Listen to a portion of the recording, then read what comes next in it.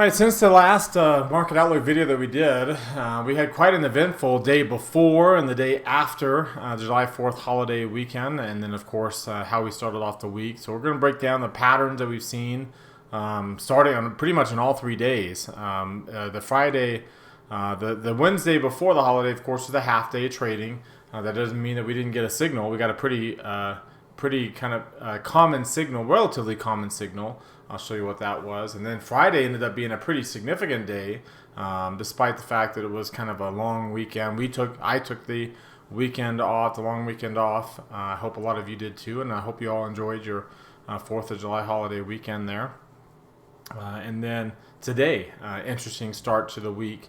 Again, very what's driving this action? There's some underlying patterns driving this action here. So I'm going to spend some time on that today in today's video, and then we'll talk about our sector rotation as well, as we always do, and then our trade idea in the discretionary space in a stock that does not look like what the rest of the market's doing, despite the fact that it just had a humongous stock split here recently. So let's go ahead and get started.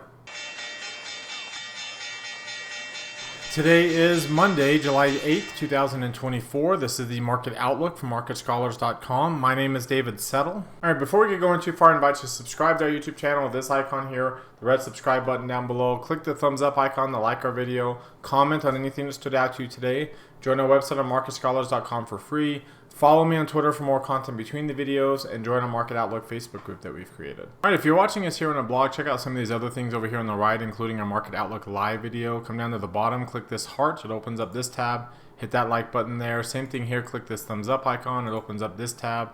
I hit that like button there. You can kind of barely see it there. But the more you do that, it helps get our content out to all of our followers on these platforms. So thank you to those who do that day in and day out. Those who don't, you can do right now while you're watching with 1 or 2 really easy clicks and help us get to our goal of 100 likes on our Market Outlook tweet. All right, let's start off taking a look at the S&P 500 with the market forecast indicator.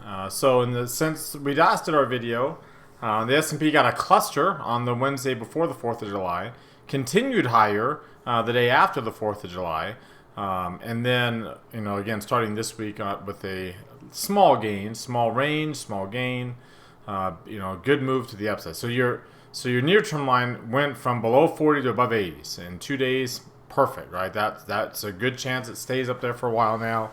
That's exactly what we like to see when you're starting these new near-term rallies. What you don't like to see is this one.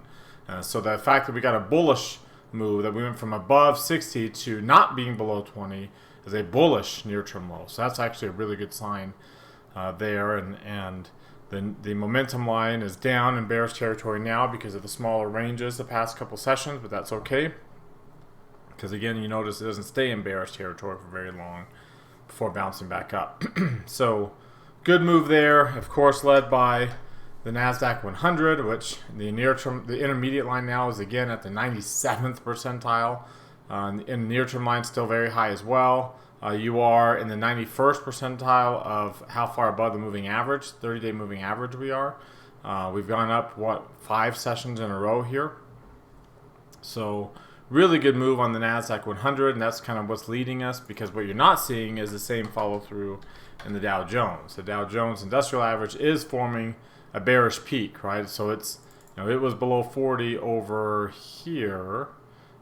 So on this day it was at 41, so it was below 40 over here, and it's taken 1, 2, 3, 4, 5, 6 days and still can't get above 80, right? In 6 days it's gone from below 40 to still not being above 80, and now is back crossing back below the intermediate line today with that long upper shadow momentum line down. So that's not a good sign to see the bearish, potentially bearish peak, as the near-term line's not out of bullish territory yet, so it still could rebound back up there tomorrow. But the fact that it crossed below the intermediate line is not a great sign either. And like I said, the long upper shadow as well. Then you look at the Russell 2000. And the Russell 2000, the near-term line is not anywhere near the upper reversal zone, right? So this is 1 day, so we were below 40 on Friday. This is day 1, and you're intermediate. This is kind of like a bear tag. You got the yellow line. We just don't have the light pink shading because the intermediate line is actually still falling, barely, but it's still falling, and you're just what 0.02 of a point above the moving average there. That's about as weak as you can be, but you're above it, right? So we are above it. Momentum line is up, not very strongly yet, and like I said, you've got 1 day here. You have to, in 2 days, you have to go in 2 days to get there, like over here, right? 2 days you get there. That doesn't guarantee anything, as you can see, but at least it's something, right? That's kind of what we need to see if we're going to be bullish. And so far, this is one. So it's not looking good. Unless we get a big update tomorrow on the Russell and the Dow, it's not looking good that we'll get up above 80 on tomorrow, right, which would be 2 days. But at least the near-term line did cross back above the intermediate line. The intermediate line is actually still below market sentiment, so we're not out of the woods here. We're still on this intermediate decline, and this bear tag that we're kind of getting here will kind of be telling us to whether or not we stay bearish and bounce back down, or break through, right? Remember, usually bullish intermediate moves, like the last two, they start with these bear tags, right? When you cross above the moving average, and you usually have light green shading by the time we do that. We just don't have it this particular go around. If you look at the weekly chart, very, very good weekly candle here. Again, one of your bigger, back above its moving average down here. We are in the 95th percentile the past 3 years. Of how far between the 10 and 40 week moving average we are. So very strong move. Still not as high as it was earlier in the year, even though the price itself is higher. But we are getting a higher high. We already got a higher high, and it's definitely a higher closing high. Remember, that's not the case for the Dow Jones. The Dow Jones is getting a higher Hakinashi close and a higher high. We just haven't, it's just not new highs.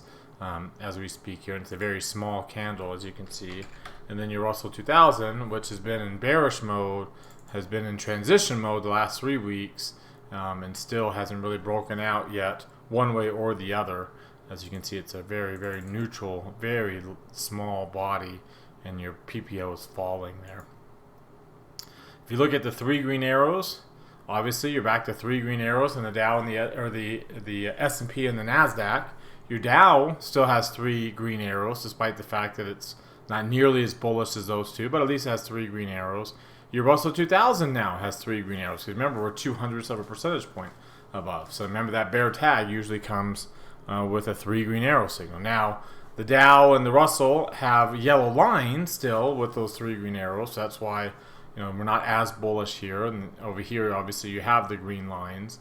So you are strongly bullish on the S&P and the NASDAQ, just not quite the same there on the other two. You can see the S&P, MACD is up here. You're probably not going to get a higher peak. The histogram's already peaked, which means the MACD peak usually comes right after the histogram peak. So you're probably not going to get a higher peak, which means we're probably still going to be in divergence mode here. Forming a divergence with the lower highs on the S&P. If you look again at the diamonds, we're still kind of hovering around that point of control, very top heavy. And IWM, same thing, but we're a little bit below it. So that's why it's been so hard to get above this moving average, because the point of control for the past year is also in that same area. Very, very strong resistance, trying to keep, which is pretty much keeping the Russell flat for a good chunk of the past so many months. If you look at the DMI for the S&P 500, we are below 10 on the negative index. So that is the third time in just a little over a year that the negative indicator has been below 10. Now, we're not above 40 on the positive like we got on the last two, which brought the ADX above 40. And your ADX right now at least is above 35 as we speak. So it's not as bullish, but you notice too on these runs, you only had 2 clusters here, one at the start and then one towards the end. You had only 1 cluster here when you kind of broke out of this convergence mode. We started bullish, but then we kind of went in this convergence mode, and then we had our leg higher. We started that move with a cluster, and we didn't finish with one. Here we started again the move with a cluster, and we've gotten 3 more since in a very short amount of time. So a little different scenario here for how bullish the DMI is. Your RSI is at above 75 at 77. You're above 200 on the CCI. So just insanely strong bullish moves here. Same thing on the NASDAQ. The NASDAQ 100 is forming a crazy divergence because these are to be above 80 is extreme, to be above 75 is extreme, and we're getting a divergence on these peaks, especially with the CCI breaking up to 200, above 200, kind of like a blow off top type move. Your Dow Jones, of course, is not above 60, and you're above 100, but not strongly above 100 there. And then your Russell 2000. Same thing, you're above 100, but definitely not strongly above 100 here, and you're still right around the midpoint of the chart there. If you look at the RSI in this, the Ichimoku cloud, you can see strong trend, very mature. It's again going back to just over these last 3 runs that we've had, 1, 2, 3. We've had very mature bullish moves on all of them. We've gotten above 90 on every one of them. So very mature there, and you've definitely got well above 5 on each one of these, if not up to about almost 10. You got well above 10 on that one. You almost got the 10 there, got the 9, and we're over 9 on this go around. Of course, that's not the same on the Dow. The Dow, there is no trend, not even a weak bullish trend. And IWM, same thing. You don't have a trend going on either one of those, and you're kind of in the cloud, kind of fluctuating between positive and negative rate of changes there. You Bollinger Bands in your Keltner channel, you are above the upper band, you are above the upper Keltner channel, so you still have very strong momentum on the S&P 500. Again, not the case for the Dow. You have positive momentum, but you're not. There's no green dots down here, which means we're not. The Bollinger Bands are not outside. There's still a very, very narrow bandwidth. The high point's dropping, the 150-day high point. We're not in the upper quartile of that very narrow bandwidth either. Same thing with the Russell 2000. Its bandwidth is extremely narrow, breaking way below the 150-day lows. And you can see the negative momentum we had is still negative, but more neutral as the bands are way inside. I mean, the range of the last 2 days, it pretty much encompasses the entire Bollinger bandwidth. That's how narrow that move is. Very, very sharp move down to the downside there. So we're setting up for a move on the Russell, one way or the other, right? We're setting up for a move. You did get a new high today, so you're still right around 100 on the positive indicator there. Your bandwidth is pretty low, so we have, in the last couple of days, we've at least moved the bandwidth higher, so we were kind of flirting with an extremely narrow 4-week range, but at least in the last 2 sessions, we've kind of pushed up, really last 3 sessions, we pushed up to new highs on each of the last 3 sessions. So that's a good sign. And again, you're just a couple of days away. So, here's today, tomorrow, Wednesday. So by the end of the week, the 4-week low point is going to really move up. So again, barring new highs, significant new highs, this is really going to drop significantly lower. So we've been pretty bullish here for a while. Again, that's how long we were bullish on that one. If I were to go back to just over the one before that, there's the long bullish move with a 1 touch there during that convergence period. We had a 1 touch there. We had a 1 touch here as well during a convergence period during that bullish run. And then we had this 1 touch during this current bullish run. So very similar moves there. Obviously the ranges and the volume still very light, 36 million shares on the volume, only a 2-point range when the average is 4 1/3. So when you put those numbers in context there, the ATR, relative ATR is extremely low, 0.75. So remember, anything below 0.8 is extreme. So you're way below the extremes now at 0.75 there. The volumes, of course, have already been down to extremes, breaking to new 52-week lows on the average volume, way below the old 52-week lows. That just doesn't happen. So very, very low ranges, very low volumes, very low volatility. When you look at the volatility again, it's not down very low compared to VIX 3M. It's above 12, but you can see you're still below 80 on the VVIX.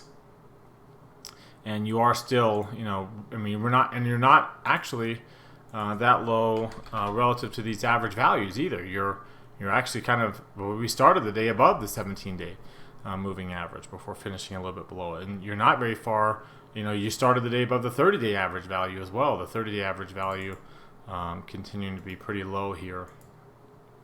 It's actually rising. The 30-day average value is rising a little bit, and you're flirting with getting above the 50-day average. So we're, again, that's a function of the fact that there's a limit to how low you can go. There's no limit to how high you can go, but there's pretty much a limit to how low you can go, and it appears that we've hit that limit and then some, because when you add in the fact that the volumes and the trading ranges are also themselves extremely low.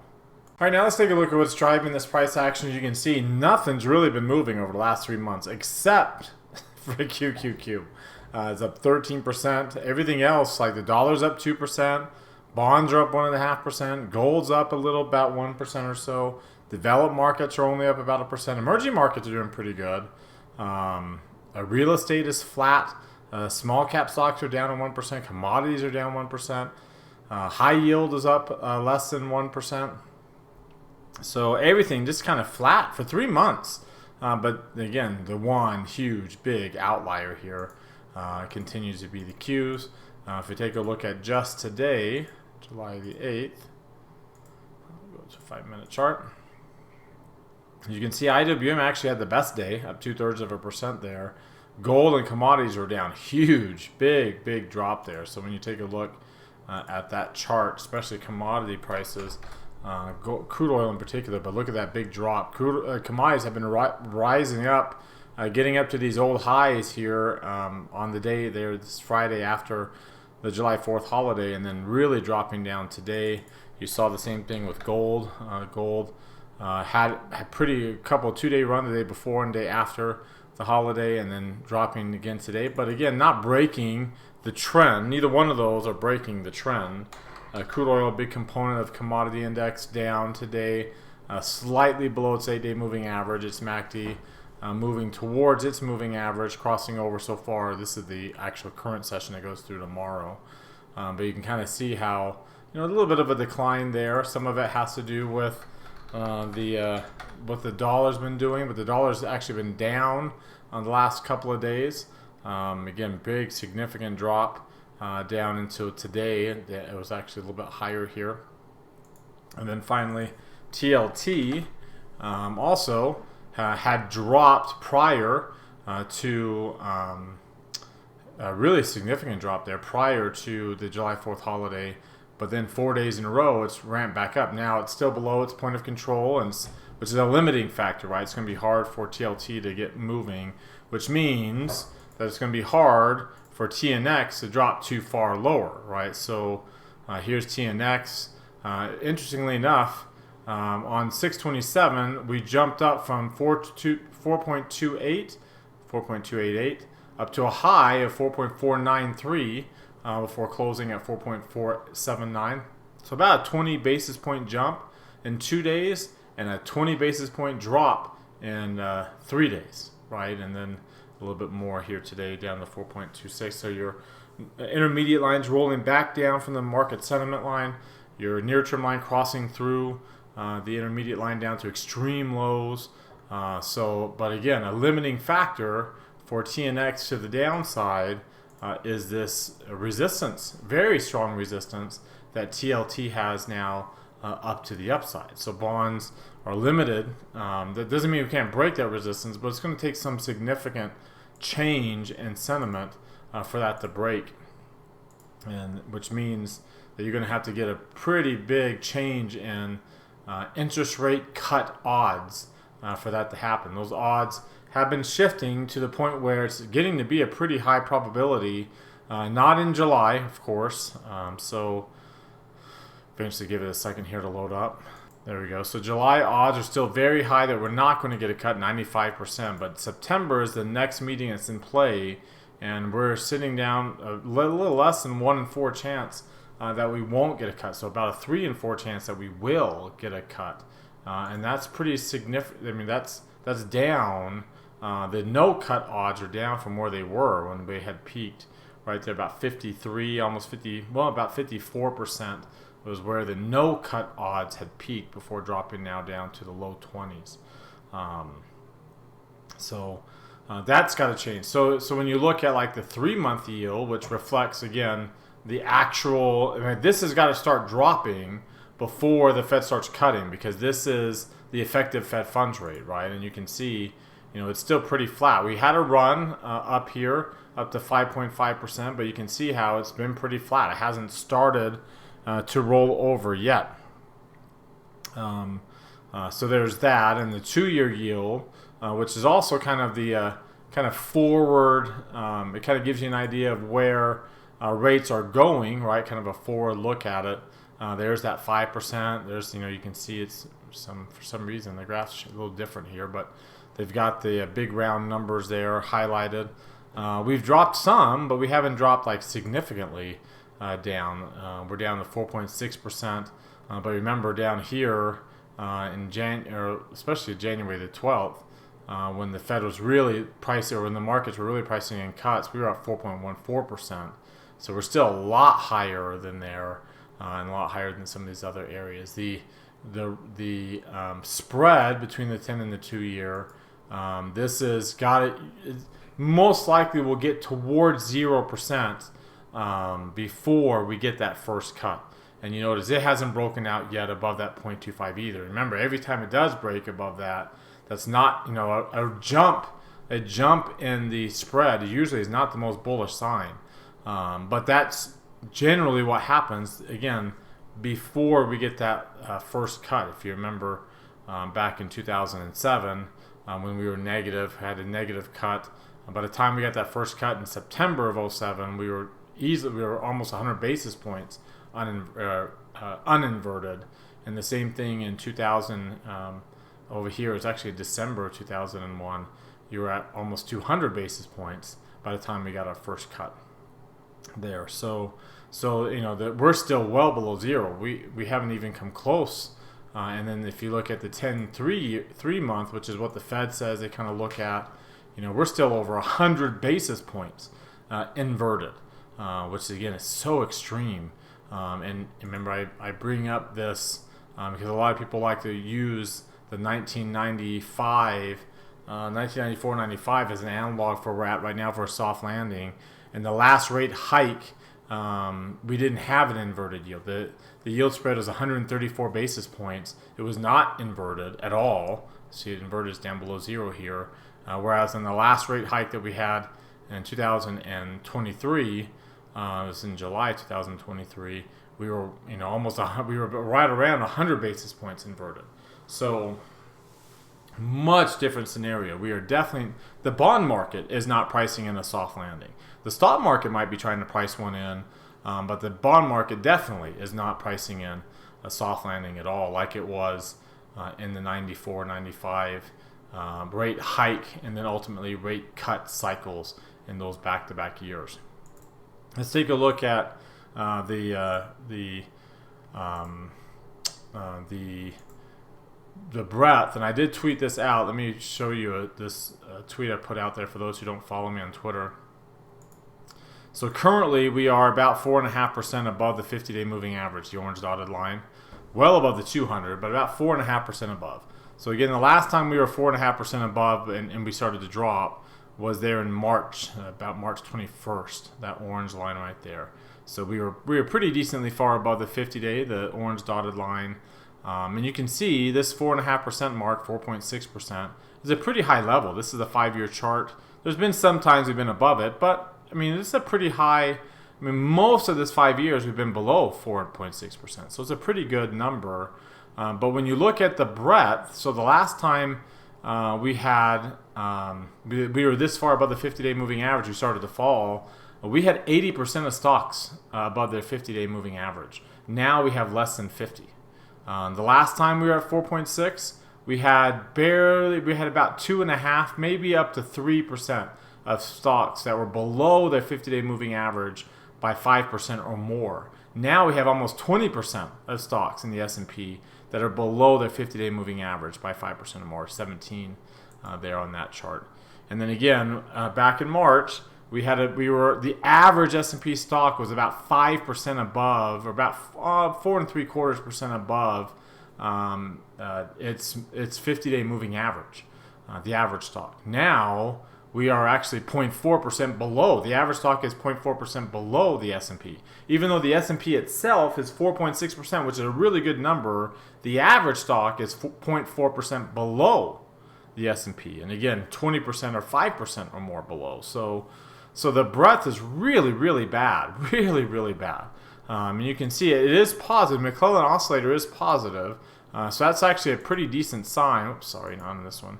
It is on McClellan oscillator here. So it's a good sign, but you notice it hasn't cleared that 35 level yet to really start a new, to get out of this kind of convergence mode where we've been negative for so long.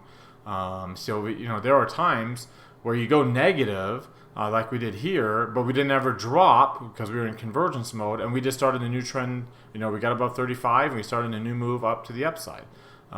So that can happen. Same thing here. We went convergence mode here where the oscillator went negative, but we never really went down. Definitely didn't get a 5% drop because that didn't happen over here. And then we broke back out. We never got above 35, but we broke back out and continued higher. So, but again, in that instance, we were above 500 when that happened, when we broke back out. In this instance over here, we actually had dropped below 0 on this sideways move. Here, we are above 0. We did drop below 500, but we never have declined. We never even went sideways. We've been really moving up higher here. Like this move, if you go to the rate of change chart here, the 26-day rate of change right now is at almost 6%, which as you can see is a pretty high level for 26 days. If you look at since we really started to get going here to the upside, this has been 45 bars now. So 45 bars off of that intermediate low point where we really started to move up. We are 11% above, or we've gone up 11% in those 45 days, and you can see that's a pretty good move. Puts it in line with some of these other moves off of those lows. So very, very strong move higher. But the difference between now and some of these other peaks is the breadth is absolutely horrendous. Right, when we came off of this peak at the end of 2023, as an example, we were 11% in 45 days. We were coming off of an intermediate low point like we are now, 45 days up, the very, very end of 2023. They kind of give you a sense of the difference there. The average stock was 8% above the 50-day moving average. Remember, we're down. At the end of 2023, we had probably less than 1% of the S&P was below the 50-day by 5% or more. Now it's almost 20. And again, at the end of 2023, we had 90% of stocks that were above the 50-day, and now we have less than 50. So a much, much different scenario when we're 11% above the 50-day moving average now than we were here at the end of 2023, when we also coming off of what was a much bigger loss, right? Drop. We were down 5%, and here we weren't. We were negative over 45 days. We just weren't down very negative. But still, that doesn't mean that we haven't got a good, strong move to the upside.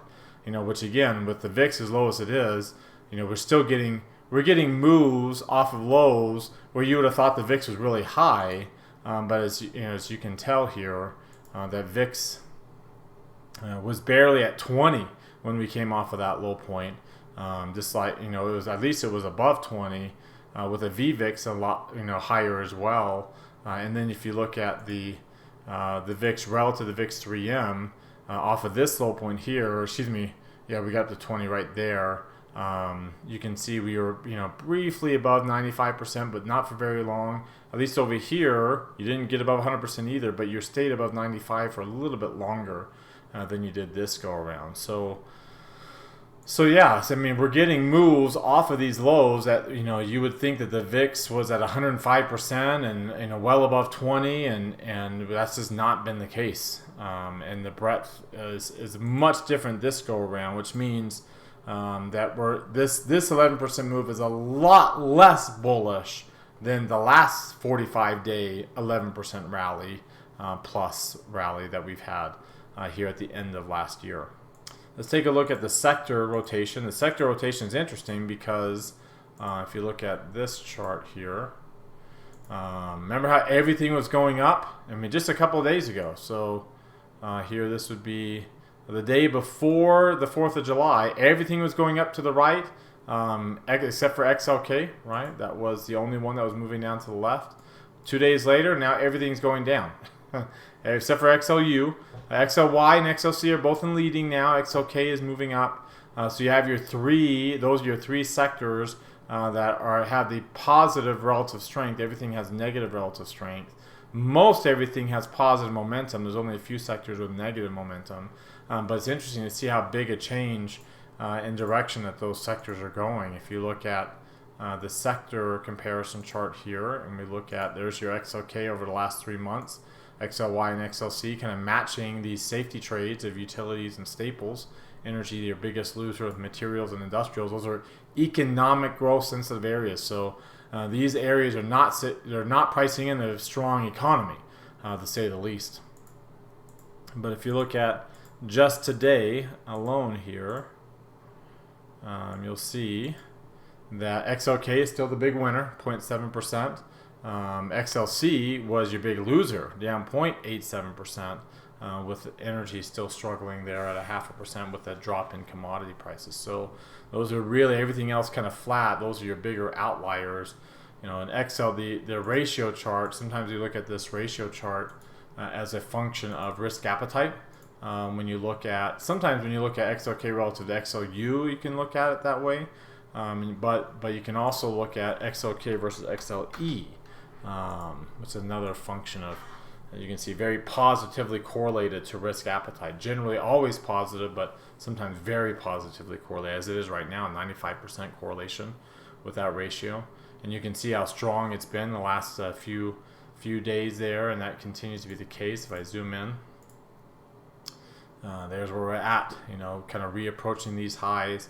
Very strong move the past few days to get up after a pretty strong move that we had already. The MACD was really, really high there, and now we're diverging as we're, you know, getting close to getting new highs, kind of like what we had here. We had a very strong move, it came close to getting new highs, and that kind of set the beginning to the end. Well, that's the same thing what happened during that same stretch with utilities. Utilities actually did diverge. You did get higher highs with lower highs on that PPO, higher highs again with lower highs coming off of a very strong peak. So the relative strength in technology has been very strong, as we've seen, right? It's been very, very strong during most of this intermediate run. So this intermediate run started with technology kind of leading the way along with real estate. Real estate dropped along with everything else. Technology stayed up. A little bit of a dip there where technology came down and communication services stayed up. And then technology made another run with discretionary this time. And then now everything has been making a run until the past couple of days. And we'll see, again, if technology makes its way into lagging, it's going to be hard considering the three biggest companies. More than 21% of the S&P 500 are the three biggest companies in XLK. By far the three biggest companies in XLK. All right, now let's take a look at our trade idea of the day. We'll take a look at Chipotle. Look at Chipotle here. You can see, unlike the rest of the market, after its 50-to-1 stock split, it's been on the decline. Dark pink shading, red line, intermediate line is down into the reversal zone. Got a bearish near-term peak as it's come out of the bullish territory there. Market sentiment's falling. Intermediate line's well below market sentiment. 6% below the moving average, which is a pretty decent amount, but still not in the lowest decile. And a pretty good break below a bunch of lows here today. We hadn't really broken below these lows of these bull tags yet. These closed below them, but until today. Today is a clear move down there. Because of that, when you look at the weekly crossover, the weekly chart, on Chipotle, you can see we have a red arrow now, so we're below the 10-week moving average. We have a pretty decent sized bearish candle that we hadn't had for a while.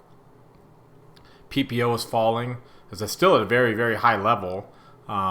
Still very 13.9%, still a pretty high level, but it's falling pretty fast too. Obviously, you're going to have three red arrows on the chart. We have had three red arrows for a while. Pick up in volume today on the little breakdown below those lows. Looking at the two-line version of the 3 green arrow charts, you can see that we have been below the 50. We tried to kind of hold this and bounce back up. We failed, and now we're breaking down potentially into the value area, but definitely between the 50 and 200-day moving averages. When you look at some of the other oscillators, like the DMI, for an example, you can see the DMI is, the negative indicator is back above 25, but unlike all these other times, the positive now is easily below 20. So kind of a breakout pattern in there. Kind of a weak breakout. Same thing on the RSI and the CCI. We are below 40, but we're not really below the 150 mark yet on the CCI, and definitely not below the minus 100 level yet on the weekly CCI, as we're coming out of bullish territory on the weekly RSI. Looking at the Ichimoku cloud, you can see we are slightly below the cloud at the bottom of the cloud there, slightly below the negative rate of change. We have a intermediate trend strength there,